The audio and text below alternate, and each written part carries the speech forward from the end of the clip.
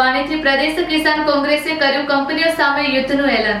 વ્રજવાણીથી દ્વારકા સુધી પદયાત્રાના આયોજનને સતી મંદિરેથી દ્વારકાધીશ મંદિરે પહોંચવા અપાઈ નીલી ઝંડી। કચ્છ જિલ્લા કોંગ્રેસ પ્રમુખ શ્રી વી.કે. હુંબલ, પ્રદેશ આગેવાનો પાલભાઈ આંબલિયા, લાલજીભાઈ દેસાઈ, ગુલાબસિંહ રાજપૂત, કરસનદાસ બાપુ ભાદરિયા, રાપર તાલુકા કોંગ્રેસ પ્રમુખ શ્રી ભીખુભાઈ સોલંકી અને કોંગ્રેસના આગેવાનોએ પકડ્યો રણનો રસ્તો। સાંજે 5:30 વાગે ગેડીમાં યોજાશે વિશાળ ખેડૂત સભા। Report by Ghanshyam Barot, Kutch Care TV News Rapar.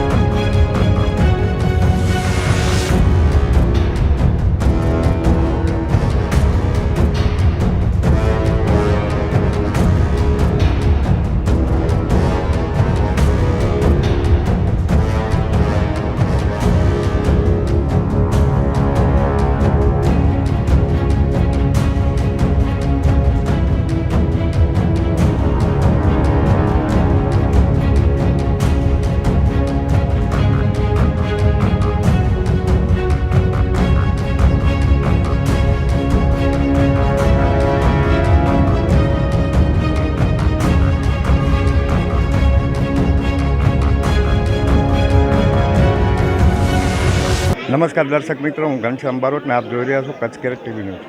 ખાસ તો કંપનીઓ આધારિત સરકારે કંપનીઓને એટલી બધી છૂટ આપી દીધી છે કે આજે અહીંયા તમે જે જુઓ છો એ ખેડૂતોના પરિવારો, ખેડૂતોની દીકરીઓ, ખેડૂતોના નાના નાના બાળકો અને એમની સાથે જ્યારે કોંગ્રેસના આગેવાનો, ખાસ તો પાલભાઈ આંબલિયા, કરસનદાસ બાપુ ભાદરકા, લાલજીભાઈ દેસાઈ, ગુલાબસિંહ રાજપૂત, ઘણા બધા નેતાઓ અહીંયા ખેડૂતોને ટેકો દેવા, ખેડૂતોનો ખંભો પકડવાનો, ખેડૂતોનો ખંભો પકડી અને વ્રજવાણીથી વ્રજધામના રાજા એવા દ્વારકાધીશના દ્વારે જ્યારે જઈ રહ્યા છે ત્યારે આપણે લાલજીભાઈને મળશું, કરસનદાસ બાપુને મળશું, પાલભાઈને મળશું। શું કહેશું લાલજીભાઈ?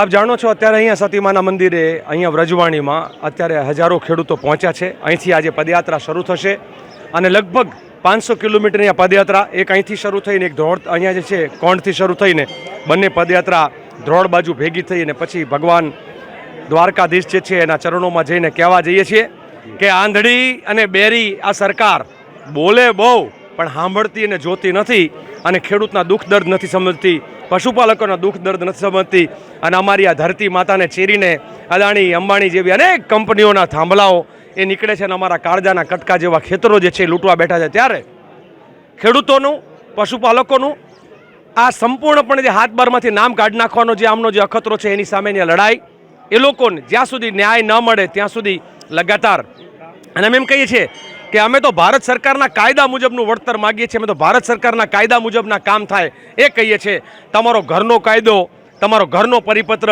આ ગુજરાતના ખેડૂતો પર થોપી ના દો અને એના માટે આપ જોઈ રહ્યા છો અત્યારે બહેનો હોય, યુવાનો હોય, વડીલો હોય, સૌ આવ્યા છે। અમે તો એમ પણ કહીએ છીએ કે જ્યાં સુધી આ સરકાર કાં તો જે છે ખેડૂતોને ન્યાય અપાવશું અને ન્યાય નહીં માનો કે જ્યાં સુધી મળે ત્યાં સુધી ખાલી હવે થાંભલા જ નહીં, આ સરકારના મૂળિયા ખોદવાનું કામ કરશું, આના મૂળિયા ઉખેડી નાખશું। અને કોંગ્રેસ પક્ષ તરીકે અમે આ વખતે કઈ નીકળ્યા છીએ કારણ કે ઘણા લોકો જે છે આમાં મગમાં ધોકો ના મારે, પીઠમાં ખંજર ના ભોંકે, એટલા માટે કે કોંગ્રેસ પક્ષના આગેવાનો જનતાની વચ્ચે જઈએ છીએ। જેને એમ લાગતું હોય કે જેમ નહેરુ, ગાંધી, સરદાર અને ખાસ કરીને સરદાર પટેલ ગુજરાતના જેમ ખેડા અને બારડોલીનો ખેડૂતોનો સત્યાગ્રહ કર્યો હતો એ કોંગ્રેસની આગેવાનીમાં થયો હતો, તમને લાગતું હોય કે ખેડૂતો આંદોલન માટે કોંગ્રેસ જે છે તૈયાર છે, ત્યારે એ તમે આ ગુજરાતના ખેડૂતોની કોંગ્રેસ લડાઈ જે લડવા માટે નીકળ્યું છે, તમને અમારામાં વિશ્વાસ હોય તો કચ્છ કચાવીને સાથે આપો અને આપણે આવનાર સમયમાં જે છે લડીને બતાવશું। આ સરકાર જે છે એને ઝુકાવીને રહીશું। ખાસ તો દર્શક મિત્રો, અહીં ઘણા બધા ખેડૂતો છે અને કરસનદાસ બાપુ ભાદરકા, પાલભાઈ આંબલિયાનો થાળ જોવો છો। આ પૂજાનો થાળ વ્રજવાણીથી આ દ્વારકા સુધી જવાનો છે અને ખાસ તો જે આ વિકલાંગનું સ્કૂટર, હું ભાઈને કંઈ બતાવો, આ જે સ્કૂટર છે આ વિકલાંગો સાથે જવાનું છે, એટલે ક્યાંક ને ક્યાંક અત્યારે મારી સાથે કોંગ્રેસ પ્રેરિત આંદોલનમાં રાપર તાલુકા કોંગ્રેસના પ્રમુખ છે, ખાસ તો ભીખુભાઈ. આજે જ્યારે કોંગ્રેસમાં ખૂબ એકતા જોવા મળી છે ખેડૂતો માટે, શું કહેશો? આજે વ્રજવાણીથી દ્વારિકા કિસાન કોંગ્રેસના નેજા હેઠળ યાત્રાની શરૂઆત થવા જઈ રહી છે. જે આ અદાણી અને અંબાણી ખેડૂતોને હેરાન પરેશાન કરી રહી છે, એને દ્વારકાધીશ પાસે, આ બેરી મૂંગી સરકાર સાંભળતી નથી, એટલે દ્વારકાધીશ પાસે પ્રાર્થના કરવા જઈ રહ્યા છીએ કે હે કાળિયા ઠાકર, તો આ સરકારને સદબુદ્ધિ આપ અને ખેડૂતોનું હિત થાય, એના માટે થઈને આજે પદયાત્રાની શરૂઆત થઈ રહી છે. ખાસ તો ભીખુભાઈ, કોંગ્રેસ દ્વારા હું જોઉં છું કે પહેલેથી જ આ ખેડૂતોને સહકાર મળી રહ્યો છે. આજે જ્યારે પ્રદેશ કોંગ્રેસના આગેવાનો અહીંયા આવ્યા છે ત્યારે શું કહેશો? આજે પ્રદેશ કોંગ્રેસના ખેડૂત આગેવાન પાલભાઈ આંબલિયા, લાલજીભાઈ દેસાઈ અને આખા ગુજરાત પ્રદેશ કોંગ્રેસ તેમજ કચ્છના આગેવાનો પદયાત્રામાં જોડાઈ રહ્યા છે.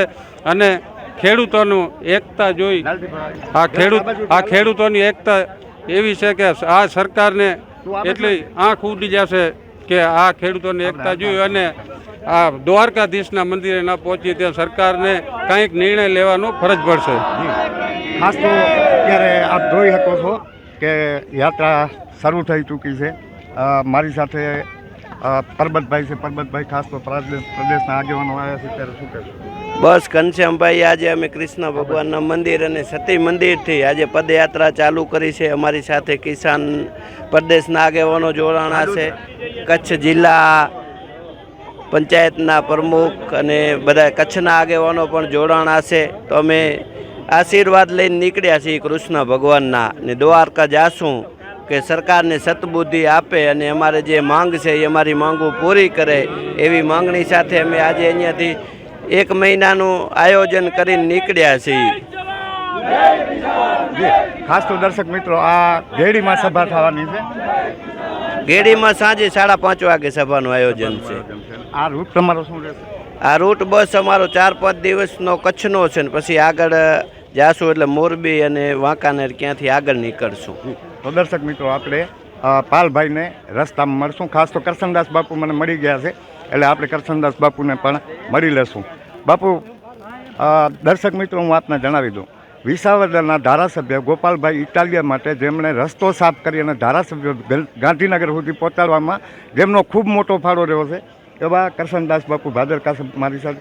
બાપુ, ખાસ તો તમે અમારા વાગડમાં ખાસ કરીને બ્રજવાણીમાં પધાર્યા, આનંદ થયો, શું કહેશો? આ જે કંપનીઓની જે દાદાગીરી છે, કંપનીઓની જે 5300 વર્ષ પહેલા પણ માળા કાળિયા ઠાકરે, પરમ કૃપાળુ પરમાત્મા શ્રી કૃષ્ણએ ધર્મનો જય જયકાર અને અધર્મનો નાશ કર્યો હતો.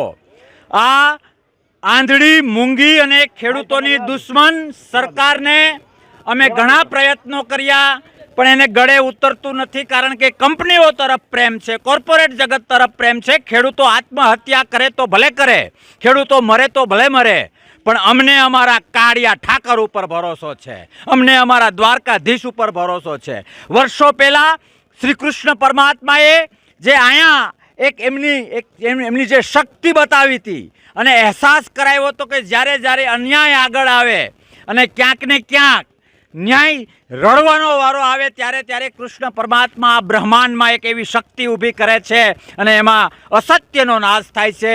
ભાજપ જેવા ધર્મના નામે અધર્મ કરનારા સંગઠનોનો નાશ થાય છે. અને એટલા માટે ખેડૂતોની જાગૃતિ લઈને અમે આજે અહીંયા વ્રજવાણી સતી માતાના મંદિરેથી કાળિયા ઠાકોરનું ધામ દ્વારકાધીશ તરફ પ્રયાણ કરવા જઈ રહ્યા છીએ. અને અમને ભરોસો છે અમારા કાનુડા ઉપર કે એક ખેડૂત, એક અન્યાયનો ભોગ બનેલી વ્યક્તિને કૃષ્ણ પરમાત્મા એવો જુસ્સો આપશે અને આ રાક્ષસી ભાજપને સદબુદ્ધિ આપશે કે લોકશાહી એ કોઈના પપ્પાની જાગીર ગઈકાલે પણ ન હતી, આજે પણ નથી અને આવતીકાલે નહીં રહીએ.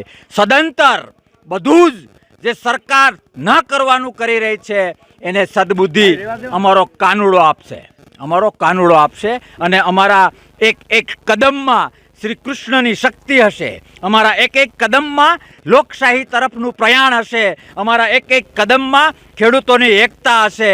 સરકારને છઠ્ઠીનું ધાવણ યાદ આવી જશે અને ગોઠણિયાભેર થઈને અમારી માંગો પૂરી કરવી પડશે. જી ખાસ તો બાપુ તમે જ્યારે દ્વારકાધીશની વાત કરી ત્યારે આ એક વાત કહું તમને હું કે બલરામ ભગવાન કૃષ્ણ ભગવાનના મોટા ભાઈ જી. અને આ સીધો વારસો બલરામજીનો છે. જી. શું કહેશો?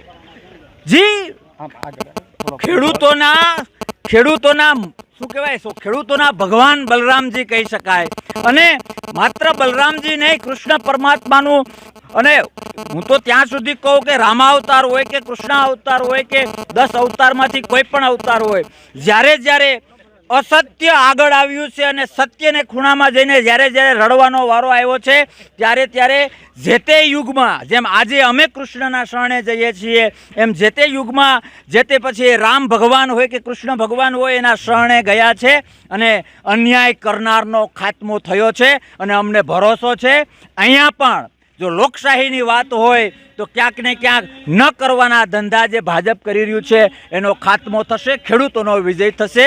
પરિશ્રમ અને પરસેવો પાડનાર ખેડૂતોના ફેસ ઉપર ધર્મના બેઝ ઉપર એક હકારાત્મક સ્માઇલ આવશે. એ અમને અમારા કાનુડા ઉપર ભરોસો છે કે આ નરાધામ બીજેપીને સદબુદ્ધિ આપશે અને સમજાવશે. જી ખાસ તો બાપુ કંપનીઓ અત્યારે જે રીતે હમણાં જ મેં એક નોટિસ જોઈ આ વ્રજવાણીમાં 5/9/2026 આ નોટિસ નીકળી અને 22/5/2026 મળી, એટલે 43 દિવસે એક નોટિસને પહોંચતા લાગ્યા.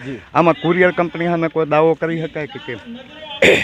અરે બધા ઈરાદાઓ જ ખરાબ છે કે તમને યોગ્ય રીતે ફાઇટ આપવા માટેનો સમય ના મળે. અને બીજી વાત કે લોકશાહીમાં આપણો ખેતી પ્રધાન દેશ છે.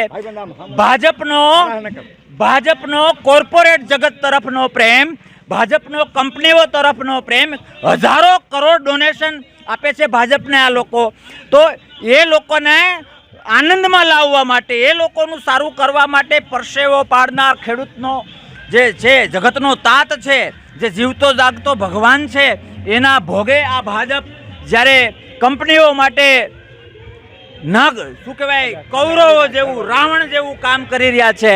પણ લોકશાહીમાં ખેડૂત એકતાથી મોટી કોઈ શક્તિ નથી અને એ શક્તિ આ હડકાઈ ભાજપને સદબુદ્ધિ આપશે ને ઠેકાણે લાવશે.